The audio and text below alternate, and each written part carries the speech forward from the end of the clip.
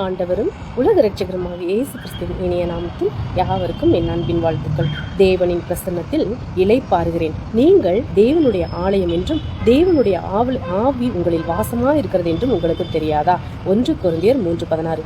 என்னிடம் ஒரு உணர்வு இருக்கிறது. நான் எப்போதும் தேவனின் பிரசன்னத்தில் இருக்கிறேன். அந்த உணர்வு உங்களிடம் இருக்கும்போது எதுவும் உங்களை அழக்களிக்காது. நீங்கள் எதற்கும் கலங்குவதில்லை. நீங்கள் எப்பொழுதும் மகிழ்ச்சியில் நிறைந்திருக்கிறீர்கள். ஏனென்றால் அவருடைய பிரசன்னத்தில் மகிழ்ச்சியின் முழுமையும் அவருடைய வலது பாரிசத்தின் இன்பங்களும் எப்போதும் இருக்கும். சங்கீதம் 16:11. சில கிறிஸ்தவர்களுக்கு தாங்கள் திருச்சபைக்கு வரும்போதுதான் தேவனின் பிரசன்னத்தில் இருக்கிறோம் என்ற மனநிலை உள்ளது. அவர்கள் வெளியேறும்போது அவர்கள் தேவனின் பிரசன்னத்தை விட்டு வெளியேறுகிறார்கள். சிலர் தேவனின் பிரசன்னம் கீழே வரவும் அல்லது எல்லா இடங்களிலும் அவர்களை பின்தொடரவும் ஜெபம் செய்கிறார்கள். இது சரியல்ல. கிறிஸ்துவத்தில் நாம் தேவனின் பிரசன்னத்துக்கு உள்ளே வந்து வெளியே செல்வதில்லை. நாம் எப்போதும் அவர் பிரசன்னத்தில் இருக்கிறோம். அவருடைய பிரசன்னம் நம் இல்லம். நீங்கள் ஒரு இடத்துக்கு வரும்போது இது எங்கிருந்தாலும் நீங்கள் தேவனுடைய பிரசன்னத்துடன் வருகிறீர்கள். நீங்கள் அவருடைய பிரசன்னத்தை தாங்குகிறீர்கள். நீங்கள் ஜீவனுள்ள தேவனுடைய ஆலயம். நீங்கள் மீண்டும் பிறந்தபோது கிறிஸ்து உங்களின் தம் இருப்பிடத்தை வைத்துக் கொண்டிருந்தார்.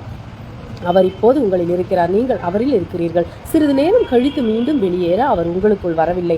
அவர் உங்களில் என்றென்றும் இருக்கிறார். யோவான் 14:16-17-18 கர்த்தராகிய இயேசு சொன்னார், நான் பிதாவை வேண்டிக் கொள்வேன், அப்பொழுது என்றென்றைக்கும் உங்களுடனே கூட இருக்கும்படிக்கு சத்திய ஆவியாகிய வேறொரு தேற்றரவாளனை அவர் உங்களுக்கு தந்தருள்வார். உலகம் அந்த சத்திய ஆவியானவரை காணாமலும் அறியாமலும் இருக்கிறபடியால் அவரை பெற்றுக்கொள்ள மாட்டாது. அவர் உங்களுடனே வாசம் பண்ணி உங்களுக்குள்ளே இருப்பதால் நீங்கள் அவரை அறிவீர்கள். நான் உங்களை திக்கற்றவர்களாக விடேன், உங்களிடத்தில் வருவேன். பரிசுத்த ஆவியானவர் இன்றும் என்றும் உங்களில் இருக்கிறார். இது நிரந்தரமான வசிப்பிடம். நீங்கள் தேவனை சுமந்து செல்லும் பாத்திரம் என்பதையும் ஒவ்வொரு நாளும் அவருடைய பிரசன்னத்தின் தெய்வீக சூழலில் வாழ்கிறீர்கள் என்பதையும் அறிந்து அதிக விழிப்புடன் இருங்கள். அல்லேலூயா.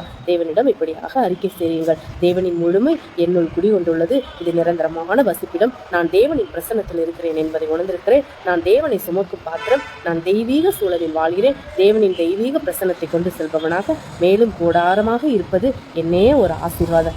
ஆமேன். அல்லேலூயா. நீங்கள் ஆசீர்வதிக்கப்பட்டவர்கள். ஆமேன். Price God. அல்லேலூயா.